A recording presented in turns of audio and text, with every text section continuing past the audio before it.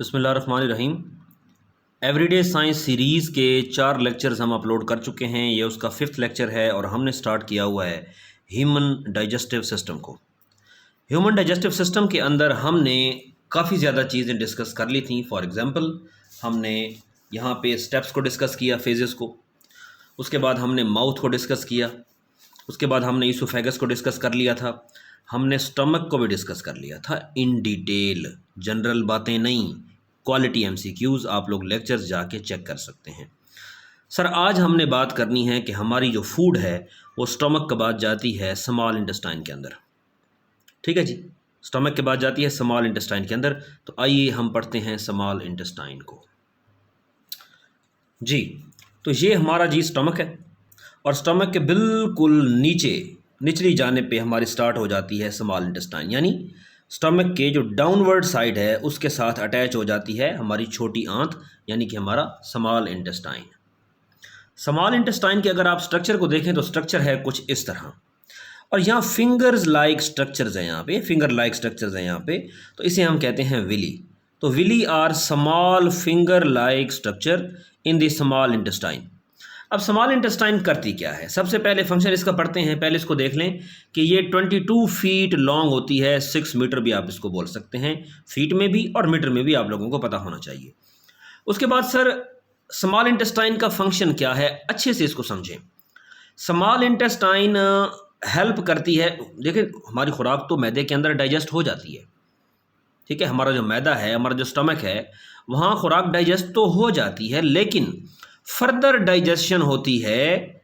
जो स्टमक से खुराक डाइजेस्ट होकर आ रही होती है, स्मॉल इंटेस्टाइन के अंदर जब पहुंचती है तो हमारी फूड फर्दर डाइजेस्ट होती है। स्टमक के अंदर फूड डाइजेस्ट हो जाती है, लेकिन फिर जो स्मॉल इंटेस्टाइन के अंदर आती है फर्दर डाइजेशन यहाँ पे होती है। ठीक है जी। अच्छा, इसके बाद खुराक के अंदर से जो हम खाते हैं और मैदे से होती हुई छोटी आंत के अंदर आती है, तो मैक्सिमम न्यूट्रिएंट्स उससे एब्जॉर्ब कर लिए जाते हैं और पानी भी उससे मज़ीद निकाल लिया जाता है। तो आउटर मोस्ट लेयर जो स्मॉल इंटेस्टाइन की है, this is called serosa. This is called serosa, ये मैं मार्क कर देता हूँ। ठीक है जी। उसके बाद एंजाइम और बाइल खुराक के अंदर ऐड किए जाते हैं यहीं स्मॉल इंटेस्टाइन के अंदर।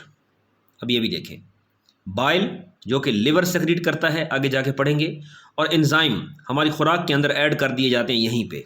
मिसाल के तौर पे मैं कहूँ कि फूड जो है वो हमारी ब्लड स्ट्रीम में कैसे जाती है, थ्रू स्मॉल इंटेस्टाइन। छोटी आंत से हमारी जो खुराक है वो ब्लड स्ट्रीम के अंदर पहुँच जाती है। ठीक है, न्यूट्रिएंट फूड से स्मॉल इंटेस्टाइन के थ्रू ब्लड स्ट्रीम में पहुँच जाते हैं। डाइजेशन जो है हमारी यहीं पे कंप्लीट होती है। अब बात यहाँ पे बाइल की आई है, तो हम ज़रा बाइल को डिस्कस कर लें। बाइल को हम गाल भी बोलते हैं। ये येलो ग्रीन फ्लूइड होता है, लिवर इसको पैदा करता है, और ज़्यादातर वर्टिब्रेट्स के अंदर ये होता है। वर्टिब्रेट कहते हैं जिनकी रीढ़ की हड्डी होती है, ठीक है, जो एड करता है, हमें हेल्प करता है in the digestion of lipids in small intestine. बात समझ आई? लिवर क्या सेक्रीट करता है, क्या खारिज करता है सर? बाइल। और ये बाइल क्या करता है? लिपिड्स को डाइजेस्ट करने में हमारी मदद करता है। कहाँ पे? In small intestine. उसके बाद अगली चीज़ मैं आप लोगों को यहाँ पे बताना चाह रहा हूँ कि ड्यूडिनम क्या होता है। सर ड्यूडिनम की बात करें, the first part of small intestine जो हमारे मैदे से कनेक्ट है, जो हमारे स्टमक के साथ कनेक्ट हो रही है छोटी आंत, तो ये हम उसे कहते हैं ड्यूडिनम। ठीक है जी। और ये ड्यूडिनम हेल्प करती है फूड को डाइजेस्ट करने में, कमिंग फ्रॉम द स्टमक। मिसाल के तौर पे ये देखें, ये सर स्टमक है और ये हमारी छोटी आंत इसके साथ ही अटैच हो गई। ठीक है, तो ये this portion is called duodenum. इस पोर्शन को हम क्या बोलते हैं सर? इस पोर्शन को हम बोलते हैं ड्यूडिनम, इस पोर्शन को। ठीक है जी, यहाँ तक बात ओके हो गई। तो हमने जी यहाँ पे स्मॉल इंटेस्टाइन को भी डिस्कस कर लिया। अब हम चलते हैं जी लिवर की तरफ। जी, लिवर के स्ट्रक्चर को स्टार्ट करते हैं। लिवर की जो शेप होती है वो कोन नुमा इसकी शेप होती है, जिस तरह कोन बच्चे खाते हैं। ठीक है जी, तो ये कोन नुमा इसकी शेप होती है। ये एमसीक्यूज आ चुका है, मैं बताता जाऊंगा साथ साथ। लिवर का वेट भी पूछा जा चुका है जी, 3 पाउंड इसका वेट होता है। और लिवर क्या पैदा करता है सर? गाल पैदा करता है, बाइल पैदा करता है। ठीक है, एक ही बात है। बाइल क्या है? ऐसा एंजाइम है जो डिज़ोल्व करता है फैट को, जो फैट को डाइजेस्ट करने में मदद देता है। अच्छा, लिवर को हम बॉडीज एनर्जी फैक्ट्री भी कहते हैं जी, मोस्ट इंपॉर्टेंट एमसीक्यूज। इसे बॉडी की एनर्जी फैक्ट्री भी कहा जाता है। Sugar converted into glycogen and remains in liver. Sugar glycogen के अंदर कन्वर्ट हो जाती है और यहीं पे स्टोर हो जाती है लिवर के अंदर, तो इसलिए एनर्जी फैक्ट्री कौन हुआ? बॉडी की एनर्जी फैक्ट्री लिवर हुआ। ठीक है जी। अच्छा, उसके बाद अगर हम करें तो 2% ऑफ अडल्ट बॉडी वेट जो है filter out toxins and waste. ठीक है, अडल्ट बॉडी के वेट का जो 2% है फिल्टर आउट कर दिया जाता है टॉक्सिन्स और वेस्ट, तो यही होता है, इसी का काम है। उसके बाद इसके फंक्शन की बात करें तो हमारे मेटाबॉलिज्म को सपोर्ट करता है, हमें इम्यूनिटी देता है, डाइजेशन में मदद देता है और जिस्म से हार्मफुल सब्सटेंस निकाल देता है। जैसे अभी हमने कहा कि नौजवान जो हैं, अडल्ट की जो बॉडी है उसकी बॉडी का 2% वेस्ट जो होता है ना, वो ये फासद मादे होते हैं, टॉक्सिन्स होते हैं, और ये वेस्ट होता है नाइट्रोजीनस केमिकल्स, नाइट्रोजीनस वेस्ट। इन दोनों को बॉडी से निकालने का काम किसका है सर? लिवर का है। ठीक है जी। और विटामिन को स्टोर भी करता है। तो बॉडीज एनर्जी फैक्ट्री हुआ या नहीं हुआ? ठीक है। साइज़ की बात करते हैं। For women it's 7 centimetre, for men it's 10.5 centimetre. Weight की बात करें तो ग्राम में अगर आप लोग याद करें, 3 पाउंड में तो मैंने बता दी है, लेकिन 1200 to 1400 gram in women and 1400 gram to 1500 gram जो है ये मैन के अंदर होता है। लास्ट टाइम एक मरतबा इसके सारे फंक्शंस को हम देख लें तो आपको पता चल जाएगा। इसके फंक्शंस में पहली चीज़ आती है कि ये ब्रेक डाउन करता है अल्कोहल को एंड मेडिकेशन को। ये ब्लड कंपोजिशन को रेगुलेट रखता है, न्यूट्रिएंट को प्रोसेस करता है, बाइल पैदा करता है, और 500 प्लस मेटाबॉलिक प्रोसेसेस हमारे बॉडी के अंदर हो रहे हैं उनको कंट्रोल करता है, और डिटॉक्स करता है हमारे ब्लड को। ठीक है, जरासीम वगैरह से पाक करता है, और प्रोटीन पैदा करता है और कोलेस्ट्रॉल पैदा करता है, और उसके बाद डिस्ट्रॉय करता है ओल्ड रेड ब्लड सेल्स को, और नए रेड ब्लड सेल फिर जाके बनते हैं। ठीक है सर, तो ये हमारा कवर हो गया लिवर जी। तो हमने यहाँ पे लिवर को भी कवर कर लिया। अब बारी है सर लार्ज इंटेस्टाइन की, बड़ी आंत की, इसको डिस्कस करते हैं जी। तो लार्ज इंटेस्टाइन को हम कॉलन भी कहते हैं। ठीक है। अच्छा, लार्ज इंटेस्टाइन करती क्या है? ये वो चीज़ें एक्सेप्ट करती है that small intestine does not. छोटी आंत जिस चीज़ को हजम नहीं कर सकती वो बड़ी आंत में आ जाता है और वो वेस्ट बन जाता है। ठीक है। Large intestine is responsible for processing indigestible food. Sir बात समझ आ रही है? इनडाइजेस्टिबल, ऐसी खुराक जो हजम नहीं होती, indigestible food material, it is also called crime, इसे हम काइम बोलते हैं। ठीक है जी, ये बात भी आप लोगों को पता होना चाहिए। उसके बाद ये एब्जॉर्ब करती है वाटर और मिनरल्स फ्रॉम वेस्ट, वेस्ट से ये सारी चीज़ें निकाल लेती है।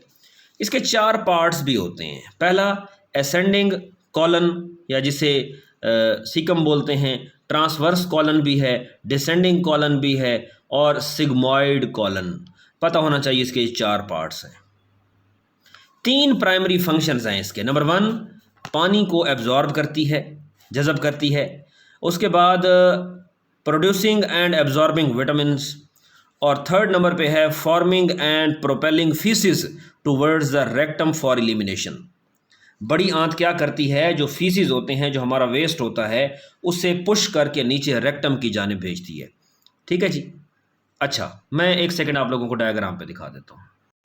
सर ये लार्ज इंटेस्टाइन है, और लार्ज इंटेस्टाइन का क्या काम है कि ये फीसिस को, ये हमारा वेस्ट होता है, उसको पुश करके रेक्टम की जानिब धकेलती है। ठीक है जी। अच्छा, उसके बाद इसकी जो लेंथ है वो क्या होती है? 5 फीट और 1.5 मीटर। लेकिन large intestine is much broader then small intestine, छोटी आंत से ज़्यादा चौड़ी होती है। The last part of large intestine is called rectum. अभी मैंने बताया आप लोगों को कि लार्ज इंटेस्टाइन का जो लास्ट पार्ट है दिस इज़ कॉल्ड रेक्टम। इसे हम क्या बोलते हैं? रेक्टम बोलते हैं। और मैयर्स फ्रॉम 1 to 1.6 इंचज़ या 2.5 to 4 सेंटीमीटर इंचज़ यहाँ पे वेस्ट आके हमारा टेम्परेरी तौर पे स्टोर होता है। उसके बाद रेक्टम क्या करता है? अभी बात आ गई, अभी मैंने बताया, स्टोर करता है वेस्ट को बिफोर इजेक्शन या एक्सक्रीशन। जिस्म से इजेक्ट या जिस्म से एक्सक्रीट करने से पहले वेस्ट हमारा यहाँ पे स्टोर होता है। और उसके बाद इनस आ जाता है, ठीक है। नीचे ये देखें बिल्कुल रेक्टम के बिल्कुल बाद लास्ट पोर्शन जो है this is called anus. Sphincter muscle यहाँ पे लगा हुआ होता है गोल सा, ठीक है। स्फिंक्टर मसल होता है, मसल का नहीं माना चाहिए आप लोगों को, मैं यहाँ पे पढ़ाऊंगा। अभी मैंने इनस पे आना है और इनस पे आऊँगा तो मैं एनाल पे आऊँगा तो मैं पूरा स्फिंक्टर मसल आप लोगों को पढ़ाऊंगा, ठीक है जी। एक एक चीज़ यार डिटेल पता होना चाहिए, ठीक है। ह्यूमन बॉडी का स्ट्रक्चर है पूरा ये। तो ये मस्कुलर रिंग होता है जो कंट्रोल करता है इजेक्शन को या एक्सक्रीशन को, ठीक है जी। तो हमने यहाँ पे अब लार्ज इंटेस्टाइन को भी कवर कर लिया, सारे स्टेप्स ओके ओके करते हैं। हम माउथ से स्टार्ट हुए थे, लार्ज इंटेस्टाइन तक पहुँच गए हैं। अब हमने सर डिस्कस करना है गॉल ब्लैडर को, ठीक है जी। जी तो गॉल ब्लैडर जो है ये क्या करता है, देखें इस एक बात को समझें। हमारा होता है यहाँ पे सर लिवर, ठीक है। ये बिल्कुल इस तरह ज़रा समोसा टाइप होता है लिवर। लिवर के बिल्कुल नीचे लगा हुआ होता है गॉल ब्लैडर, ये पीयर शेप्ड होता है, ठीक है। यहाँ शेप भी इसकी आगे आगे डिस्कस करते हैं। लिवर का काम है बाइल को सेक्रीट करना, ये सर बाइल को सेक्रीट करता है और बाइल आके स्टोर होती है गॉल ब्लैडर के अंदर। Gall bladder drop by drop जो है इसको फेंकता रहता है हमारे स्टमक के अंदर, स्मॉल इंटेस्टाइन के अंदर, और खुराक को डाइजेस्ट करने में मदद देता है। सिमिलरली अगर हम इसका ऑपरेशन करवा दें, ठीक है, गॉल ब्लैडर हम बॉडी से निकलवा दें, सर्जरी करवा दें, तो क्या इंसान ज़िंदा रह सकता है? जी बिल्कुल। फिर लिवर डायरेक्ट इसको नहीं देता, फिर लिवर डायरेक्ट जो है बाइल पैदा करता है और यहाँ स्टोर करने वाली जगह तो गई। इसको टैंकी समझ लें, एक किस्म की एक स्टोरेज समझ लें, एक टैंक समझ लें कि वो पैदा करता है, ये स्टोर करता है और ये फिर आगे देता है। तो अगर स्टोर करने वाली चीज़ ही ना हो, वही पैदा करे, वहीं से ले लो, तो मसले कोई नहीं है, ठीक हो गया। सो इसको ऑपरेट अगर करवा दिया जाए तो हम सर्वाइव कर सकते हैं। लोगों को पथरियाँ हो जाती हैं, आप लोगों ने देखा होगा, उर्दू में लिखा हुआ होता है बाजार इधर हॉस्पिटल्स के अंदर, पित्ते की पथरी, ठीक है। तो वो ये होता है। देखें जी, स्टोर्स बाइल फ्रॉम लिवर, देखें आ गई बात। लिवर से बाइल लेके उसको स्टोर करता है, लेकिन अगर कोई फैटी डाइट्स हम ले लें तो it can cause gall stones, फिर पित्ते की पथरी हो सकती है, मसला हो जाएगा। ये हेल्प करता है digestion of fat through stored bile, जो इसके अंदर स्टोर होता है बाइल, ये फिर वहाँ से लेके और डाइजेशन में हमें हमारी मदद भी करता है। 3 से 6 इंचज़ इसका साइज़ है। अगर हम सेंटीमीटर में बात करें तो 7.5 centimetre to 15 centimetre. Pear shaped है इसकी, मोस्ट इंपॉर्टेंट MCQs ये आप लोगों को आता भी है और आपने इसको याद भी रखना है। पियर शेप्ड है इसकी, ठीक है जी। उसके बाद क्या है, लोकेटेड, कहाँ लोकेशन कहाँ है इसकी, in the right upper side of the abdomen under the liver, liver के बिल्कुल नीचे होता है। अभी मैंने बताया लिवर के बिल्कुल नीचे होता है। अच्छा जी, उसके बाद एक स्मॉल ट्यूब है, छोटी आंत के साथ ये अटैच भी होता है, small tube, this is called duct, इसे हम डक्ट कहते हैं। It is connected to the liver and intestine through a small tube. एक छोटी ट्यूब के जरिए हमारा जो गॉल ब्लैडर है वो हमारे लिवर के साथ और हमारी आंत के साथ कनेक्ट रहता है, दिस इज कॉल्ड डक्ट। ये बात हो गई। उसके बाद अगर कोई बाइल स्टोर करते करते करते ये, तो वो बाइल गाढ़ा हो जाए और बाइल के रसूब बन जाएं, प्रेसिपिटेट बन जाएं, तो बाइल स्टोर होना शुरू हो जाता है गॉल ब्लैडर के अंदर, तो गॉल स्टोन्स बन जाते हैं। प्रेसिपिटेट का मतलब नीचे बैठ जाना। मिसाल के तौर पे यार पानी लो और रेत डाल दो अंदर, तो मैं कहूँगा कि रेत जो है वो प्रेसिपिटेट होके नीचे बैठ गई है। प्रेसिपिटेट का मतलब होता है रसूब बन जाना, नीचे बैठ जाना, हल ना होना, ठीक है सर, क्लियर बात समझ आ रही है ना? मैं बिल्कुल आसान सी बातें कर रहा हूँ यार, कोई बड़ी साइंस नहीं पढ़ा रहा। तो बाइल लिवर से लेता है कौन, गॉल ब्लैडर। हमारा गॉल ब्लैडर लिवर से बाइल लेता है, बाइल स्टोर करते करते करते करते बाइल उसके अंदर प्रेसिपिटेट बनना शुरू हो जाती है, गाढ़ी हो जाती है बिल्कुल, तो हमारे पित्ते की पथरियाँ बन जाती हैं, गॉल स्टोन्स बन जाते हैं। और गॉल स्टोन्स को रिमूव करने का ये तरीका है, अगर स्मॉल साइज़ की आपकी जो है स्टोन है तो ड्रिंक प्लेंटी ऑफ वाटर और वो ब्रेक डाउन हो जाएगी और आपके यूरिन से वो एक्सक्रीट भी हो जाएगी। But if it is medium size तो हमें लिथोट्रिप्सी मेथड करना पड़ता है अडॉप्ट। लिथोट्रिप्सी एक ऐसा मेथड है जिसके ज़रिए इलेक्ट्रिक शॉक वेव्स लगवाई जाती हैं, लेज़र वेव्स लगवाई जाती हैं और पथरी टूट जाती है और निकल जाती है, यूरिन के ज़रिए एक्सक्रीट हो जाती है। बट लार्ज साइज स्टोन के लिए हमें सर्जरी इज़ रिकमेंडेड, ठीक है जी। तो गॉल ब्लैडर के बाद सर हमने अभी डिस्कस करना है अगली चीज़ों को। गॉल ब्लैडर हमारा डिस्कस हो गया, इसके बाद सर हमने डिस्कस करना है पेंक्रियाज को। पेंक्रियाज आप लोगों को बताता हूँ, एक बड़ी इंटरेस्टिंग सी चीज़ है जी, ज़रा पेंक्रियाज को समझने की कोशिश करें। पेंक्रियाज में सर हमारे पास आ जाता है ये पेंक्रियाज। आप लोगों को आसानी से बताता हूँ, एक छोटी सी स्टोरी को सुने, आप लोगों को सारी बात समझ आ जाएगी। सर जो हम खुराक खाते हैं, ठीक है, हम जो सारी चीज़ें खाते रहते हैं, कभी मीठा खा लिया, कभी नमकीन खा लिया, तो आप ये बताएं कि हम माप के खाते हैं? नहीं ना। किसके घर में चार्ट लगा हुआ है कि आज मैंने इतना शुगर लेना है, आज मैंने इतना नमकीन लेना है? ऐसा सवाल ही पैदा नहीं होता ना। ठीक है, तो कुदरत ने हमें बनाया है, तो कुदरत के करिश्मे ज़रा देखें आप। कुदरत ने हमारे अंदर ऐसी चीज़ रखी है पेंक्रियाज, जो हम ज़्यादा मीठा खाएंगे ये उसको कंट्रोल करेगा। कुछ लोगों को मीठा पसंद नहीं होता, खाते ही नहीं है, ये उसे कंट्रोल करेगा। अब मीठा जिस्म को तो चाहिए, नहीं है तो ये पैदा करेगा, और मीठा ज़्यादा हो गया है, ग्लूकोज बॉडी में ज़्यादा हो गया है, तो ये उसको बर्न करेगा। बात समझ आ रही है? कैसे, मैं बताता हूँ। डुअल रोल प्ले करता है पेंक्रियाज। पेंक्रियाज के दो रोल हैं। नंबर 1, पेंक्रियाज खारिज करता है इंसुलिन। इंसुलिन हमारे जिस्म के अंदर, हमारे ब्लड के अंदर जो ज़्यादा ग्लूकोज हो जाए, जो लोग ज़्यादा खाते हैं पीते हैं, तो एक्स्ट्रा ग्लूकोज को, जो देखें, जो बॉडी को ग्लूकोज चाहिए वो तो चाहिए, जो एक्स्ट्रा है उस इंसुलिन, ये पेंक्रियाज इंसुलिन खारिज करता है और उसे बर्न कर दिया जाता है, जला दिया जाता है उस ग्लूकोज को। ठीक है, अब जिन लोगों की इंसुलिन पेंक्रियाज नहीं बनाता इंसुलिन, तो उन लोगों का ग्लूकोज लेवल तो बढ़ता जाता है, बढ़ता जाता है, बढ़ता जाता है, तो फिर वो क्या करते हैं? इंसुलिन लगवाते हैं। आपने देखा होगा शुगर के पेशेंट लगवा रहे होते हैं इंसुलिन, क्योंकि उनका पेंक्रियाज नहीं बना रहा होता। बात समझ आ गई? अगली चीज़, कोई बंदा मीठा खा ही नहीं, अब मीठा जिस्म को तो चाहिए ना सर, तो फिर क्या होगा? ग्लूकोज लेवल डाउन हो जाएगा। सर जब ग्लूकोज लेवल डाउन होगा, ठीक है, तो अल्लाह ताला ने फिर हमारे अंदर ये पेंक्रियाज लगाया। पेंक्रियाज फिर इंसुलिन खारिज नहीं करेगा, वो इंसुलिन तो पहले जलाता है सर, और वो पहले मीठा नहीं खा रहा, तो फिर इंसुलिन बनना बंद हो जाती है। फिर पेंक्रियाज क्या खारिज करता है? Glycogen, glucagon. ग्लूकागोन खारिज करता है, और ग्लूकागोन रिलीज करता है ग्लूकोज को। ग्लूकागोन रिलीज करता है किसको? ग्लूकोज को, और हमारे शुगर लेवल जो है बॉडी के अंदर मेंटेन रहता है। ठीक है जी, कि भाई तुम्हें मीठा पसंद नहीं है, ओके, लेकिन बॉडी को तो चाहिए, तो ये भाई साहब जो है क्या रिलीज़ करता है? ग्लूकागोन रिलीज़ करता है, और हमारा जो ग्लूकागोन आने से हमारा ग्लूकोज लेवल जो है वो राइज हो जाता है, और बॉडी की ज़रूरियात पूरी होती हैं। सर बात समझ आ गई? इट मीन्स हम कह सकते हैं कि पेंक्रियाज रेगुलेट रखता है ब्लड शुगर को। बहुत बड़ा रोल है। 3 सेंटीमीटर इसका हेड है, 2.5 सेंटीमीटर इसका साइज़ होता है, पत्ता नुमा, इसलिए कहते हैं लीफ शेप है। तो 3.5 सेंटीमीटर इसका ये हेड है, 2.5 सेंटीमीटर इसका नेक एंड बॉडी है, और 2 सेंटीमीटर इसकी टेल है, ये दुम। ठीक है जी, just behind the stomach, stomach के बिल्कुल पीछे होता है, और close to the gall bladder, हमारे पित्ते, हमारे गाल ब्लैडर के बिल्कुल क्लोज होता है, अंडर द लिवर, लिवर के बिल्कुल नीचे होता है। उसके बाद सर डिस्कस करें तो ये एंडोक्राइन सिस्टम और डाइजेस्टिव सिस्टम का पार्ट भी है। एंडोक्राइन सिस्टम क्या है, इंशाल्लाह डिटेल में डिस्कस करेंगे। एंडोक्राइन सिस्टम एक ऐसे ऑर्गन्स का सेट है जो हार्मोन खारिज करते हैं। जिस तरह पेंक्रियाज 2 हार्मोन खारिज करता है, इंसुलिन और ग्लूकागोन। नाम आने चाहिए, पता होना चाहिए, ठीक है। और पेंक्रियाज का एक और भी काम है कि एसिड्स को न्यूट्रलाइज कर देता है।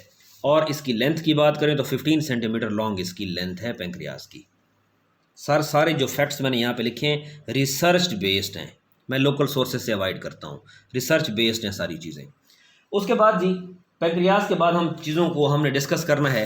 पेंक्रियाज के बाद हमारे पास आ जाता है जी रेक्टम और इनस, और lecture is about to end, और हम चीज़ों को डिस्कस करते हैं, ठीक है जी, रेक्टम और इनस को। अभी रेक्टम की बात करें तो पहले मैं वैसे बता चुका हूँ आप लोगों को रेक्टम क्या है। यार रेक्टम जो है ना, ये देखें, ये हमारी लार्ज इंटेस्टाइन है, बड़ी आंत, यहाँ से हमारा बॉडी का वेस्ट होता है। ये बॉडी का वेस्ट आता आता यहाँ पे रेक्टम के अंदर थोड़ी देर के लिए स्टोर हो जाता है, ठीक है जी। और यहाँ पे जब स्टोर होता है तो ये तकरीबन है जी 1.5 इंचज़ या 4 सेंटीमीटर इसका साइज़ है। और उसके बाद ये एनल हो गया। स्टोर वेस्ट बिफोर इजेक्शन और एक्सक्रीशन, वेस्ट को एक्सक्रीट करने से पहले यहाँ पे स्टोर किया जाता है रेक्टम के अंदर, ठीक है। और 10 से 15 सेंटीमीटर इसका साइज़ भी होता है इस सारे का, 10 से 15 सेंटीमीटर इसका साइज़ है। फिर इनस की बात आती है तो इनस जो है ना ये 1.5 इंचज़ है, 4 सेंटीमीटर तकरीबन।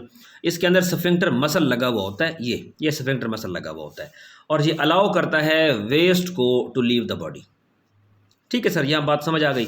एक और चीज़ बताता चलूँ, लेक्चर की आखिरी बात है, और ये लार्ज इंटेस्टाइन हमारी है ना, लार्ज इंटेस्टाइन के अंदर हमारी होती है अपेंडिक्स। ठीक है, जिसे आप लोग पता नहीं क्या क्या क्या चीज़ें कहते होंगे अपने अपने इलाकों में, तो इसे हम अपेंडिक्स कहते हैं। ठीक है, इसका होता है ऑपरेशन, और ये अपेंडिक्स हमारी जो है लार्ज इंटेस्टाइन के अंदर ये वेन होती है, इसको कट किया जाता है। ठीक है सर, तो सर ये सारी चीज़ें थी आप लोगों के साथ मैंने बहुत अच्छे से ये मैंने चीज़ें डिस्कस कर दी। असल में ये टेस्ट सीरीज़ के लेक्चर्स तैयार हो रहे हैं, टेस्ट सीरीज़ वालों को लेक्चर देने होते हैं, ये उनके लेक्चर्स हैं, तो हर कोई ले सकता है, कोई ऐसा मसला नहीं है। और हमारा आज से जो है जनरल साइंस का टेस्ट सीरीज़ स्टार्ट हो रही है। ठीक है जी, आबाद रहें, खुश रहें, थैंक यू।